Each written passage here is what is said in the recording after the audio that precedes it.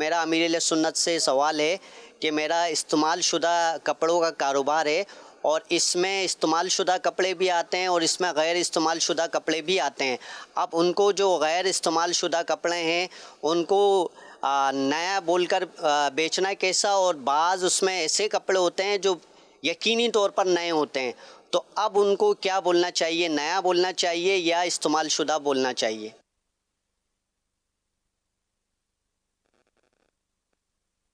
اللہ اللہ، پہلے تو یہ کہ نئے کپڑے آ کیسے گئے استعمال شدہ کپڑوں میں، یہ بھی ایک مطلب قابل غور بات ہے نا، کہ وہ جو بیچ کر گیا ہے آپ کو استعمال شدہ کپڑے کہہ کر، اور اس میں نیا کپڑا نکل آیا، تو یہ ہو سکتا ہے اس کی کوئی غلطی ہو گئی ہوگی، تو اس سے رجوع کیا جائے کہ بھئی یہ کیا ہے، اور اس کو دے دیا جائے، سمجھے۔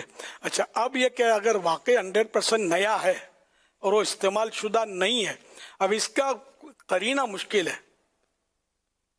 قرینہ تو یہ ہے کہ استعمال شدہ ہے، کہ وہ کہا گیا کہ یہ استعمال شدہ ہے، اور اس کا کوئی علامت نہیں، اس لیے کہ کسی نے جیسے ایک بار پہنا، ادھر ادھر پہنا، تھوڑی دیر کے لیے ادھر ادھر اس کو اتار دیا، پھر اس کو پریس کر لیا، یا جو بھی اس کی جو ٹیکنیک ہوتی ہے، تو یہ بالکل پتہ ہی نہیں چلے گا کہ یہ پرانا ہے، یہ نیا ہی لگے گا آپ کو، تو ظاہر ہے کہ آپ اس کو کیسے کہیں گے کہ یہ نیا ہے؟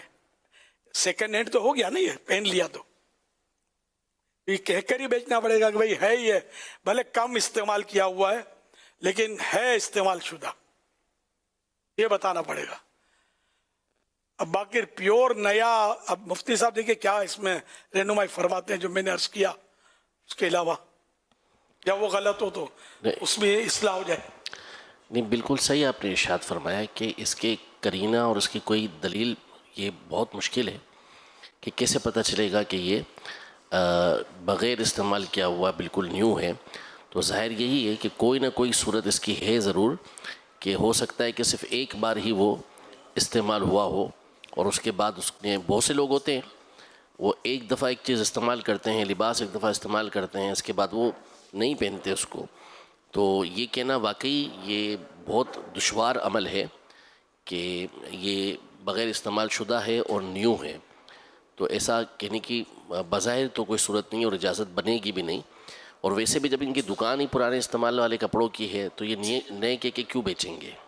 اس میں اور بھی مطلب یعنی کہ مسائل ہیں، کہ جیسے کہ یہ بیچنے والے کپڑے ہوتے ہیں نا، اس میں خریداروں کو دکانداروں کو پتا ہوتا ہے کہ یہ چوریاں کر کے لاتے ہیں پرانے کپڑے، جو ہمارے ہاں غربت ہے، باہر ملکوں میں ہو سکتا ہے مطلب یعنی کہ ہمارے ہاں لوگ اتارتے ہیں پرانے نئے کپڑے لے کر، ایسے لوگ ہیں کہ جو مطلب یعنی کہ جلدی جلدی اتار کر وہ آگے بڑھا دیتے ہیں، اور بعض اس میں سے ملیں گے، ایک تعداد ملے گی کہ جو غریبوں کو دے دیں گے، رشتہ داروں کو دے دیں گے، اڑوس پڑوس والوں کو دے دیں گے، ایسے ہوتے ہیں۔ اب یہ جو بیچنے آتے ہیں نا کپڑے، ان میں اگر آپ کو پتہ ہے تو دیکھ لیں کہ یہ ہوتے ہیں چوری کے، یہ جن کے مکانات نیچے ہوتے ہیں نا، یہ باہر ڈوریاں لٹکا کے بیچارے سکھاتے ہیں، یہ لے کے بغل میں ڈالا، دے بھاگ۔ مسجد میں چپل چوری ہو جائیں، آپ کے اچھے چپل ہوں واجبی سے، تو یہ چور بازاریں اور ہوتی ہیں شہروں میں، سمجھے، تو وہ وہاں اگر پہنچ جائیں نا آپ، تو ہو سکتا ہے کہ آپ کے چپل وہاں مل جائے، آپ کو آپ ہی کے جو چوری ہوئے تھے وہاں پتہ چل جائے گا، یہ رہے۔ کپڑے بھی آپ کے مل سکتے ہیں، جو نیچے گھر بیچارے جو وہ غریب لوگ ہوتے ہیں باہر سکھاتے ہیں کپڑے، تو اس لیے اگر کوئی آنے والا جو ہے نا، اس کو بھی دیکھ لیں کہ کہیں چوری کا لباس تو نہیں اٹھا کے لیا ہے بیچنے کے لیے، وہ اونے پونے داموں بیچ کے بھاگے گا، وہ زیادہ آپ سے بارگیننگ کرے گا نہیں، تو یوں اندازہ ہو جائے گا۔ تو اگر خدا نخواستہ وہ چوری کا اور آپ کو پتہ ہے چوری کا، تب تو اس کو لینا ہی حرام ہے، اس کو خریدنا ہی حرام۔ یہاں تک کہ اگر آپ کا غالب گمان ہے کہ یہ چوری کا مال بیچنے آیا ہے، تب بھی اس کو خریدنا جائز نہیں ہے، گناہ ہے۔ تو یوں مطلب اس میں تھوڑا ہے باریکائی۔ اپنے وطن کے کپڑوں میں باہر ملکوں کا کچھ پتہ نہیں چلتا، یہ باہر ملکوں میں کیا بڑے بڑے باکس لگے ہوتے ہوں گے، ہم نے دیکھا ہے، مطلب باکس لگے ہوتے ہیں، تو اس میں مطلب یہ کہ جیسے ادارے ہوتے ہیں جو رجسٹرڈ ان کا لگا ہوگا بورڈ کہ بھائی یہ غریبوں کے لیے، تو یہ فلاں کے لیے، تو یہ فلسطین والوں کے لیے، تو اس کے لیے، اس کے لیے، اس طرح لکھا ہوگا. تو وہ مطلب کپڑے اس میں لوگ ڈال دیتے ہیں، وہی بدلتے رہتے ہیں نا کپڑے. بڑے لوگ جو ہوتے ہیں، صاحب لوگ، تو وہ زیادہ پرانا نہیں ہونے دیتے، وہ بدل دیتے ہیں. تو یہ اس میں وہ ڈال دیتے ہیں ڈونیشن میں. اپنے کام کا نہیں تو چلو ڈونیشن. تو اب وہ ڈونیشن میں، یہ ڈونیشن کے کپڑے، اب ظاہر ہے کہ آپ نے مطلب اپنے یہاں کا فراق ڈالا.